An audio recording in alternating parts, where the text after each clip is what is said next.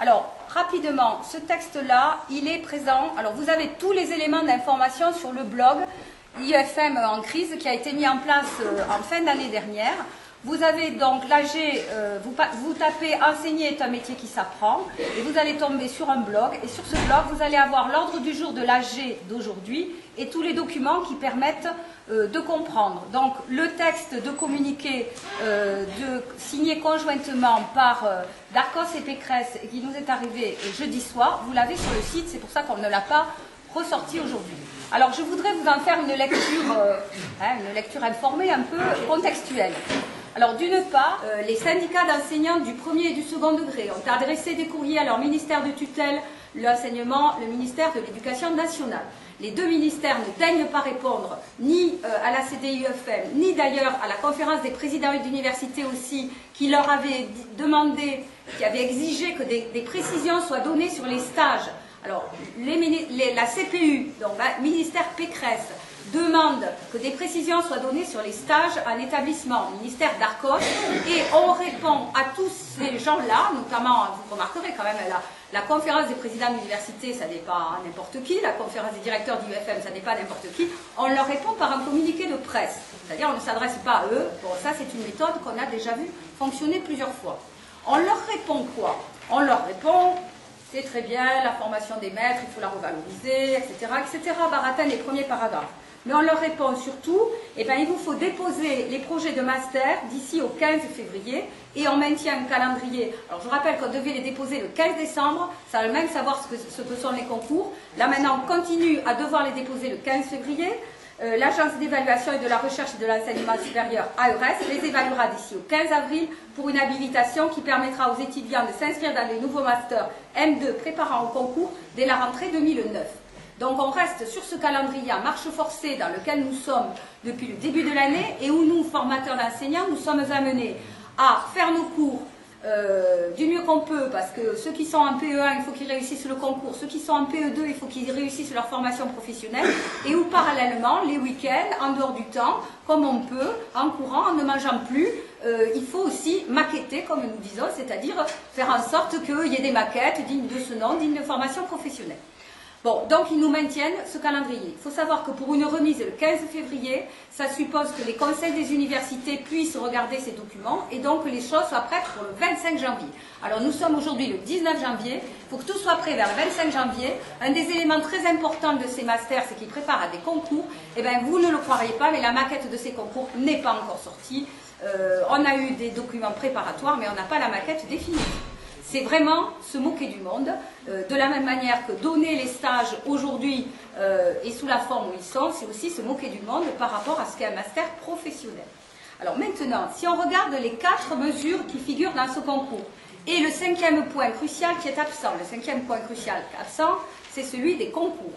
Ici, quels sont les 4 points qui sont mis en avant? Premièrement, des mesures transitoires sont aménagées à l'intention des étudiants déjà engagés dans la préparation des concours. Ça, c'est quelque chose qui vous concerne. Ça, c'est quelque chose qu'on demandait depuis le début de l'année.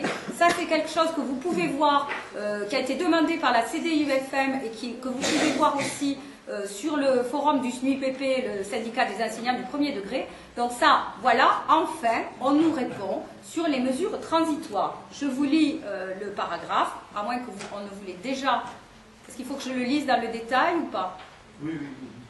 Alors, par dérogation aux dispositions prévoyant le recrutement au niveau master, les candidats non inscrits en M2 ou ne justifiant pas d'un master, mais ayant été présents aux épreuves d'admissibilité des concours organisés en 2009, pourront se présenter aux concours organisés au titre de la session 2010.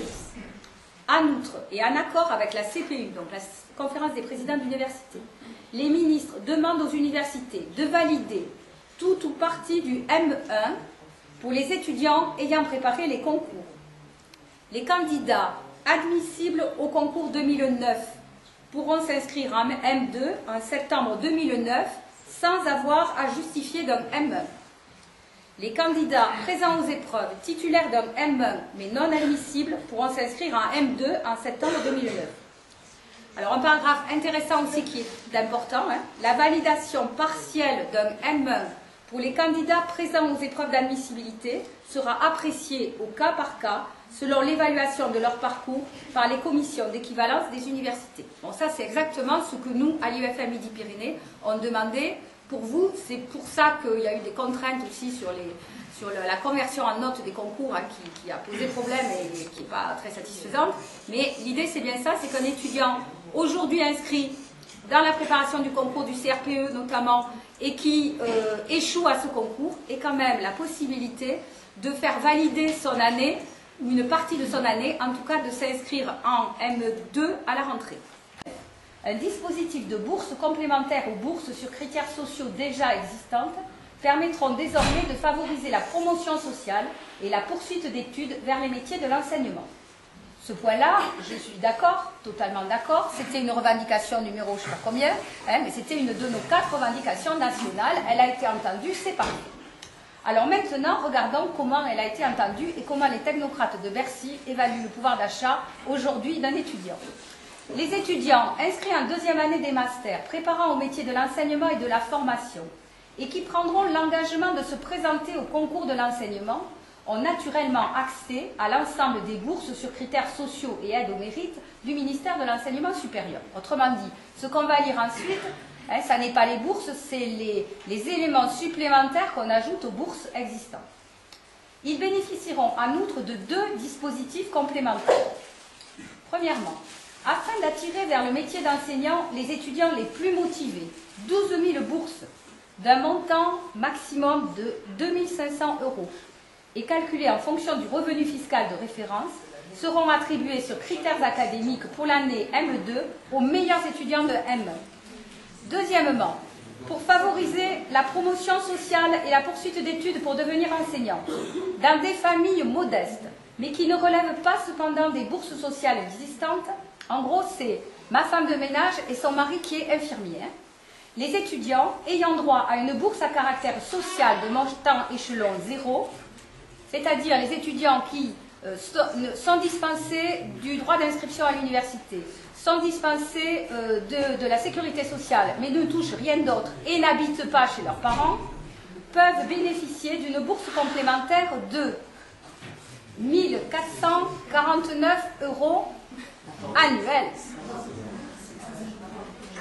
Enfin, 5 000 postes d'assistants d'éducation seront réservés aux étudiants de M2 inscrits au concours de recrutement et 4 000 postes seront réservés aux étudiants souhaitant se destiner au métier de l'enseignement inscrits en M1. Est-ce qu'on nous prépare une agence d'intérim de luxe là, avec les assistants d'éducation?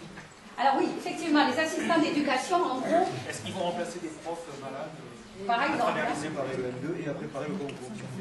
Peut-être pour ceux qui n'auront pas du tout les cours, vous êtes assistant d'éducation. Non, c'est juste que c'est au SMIC. Voilà. Et puis, moi, je fais un quart-temps.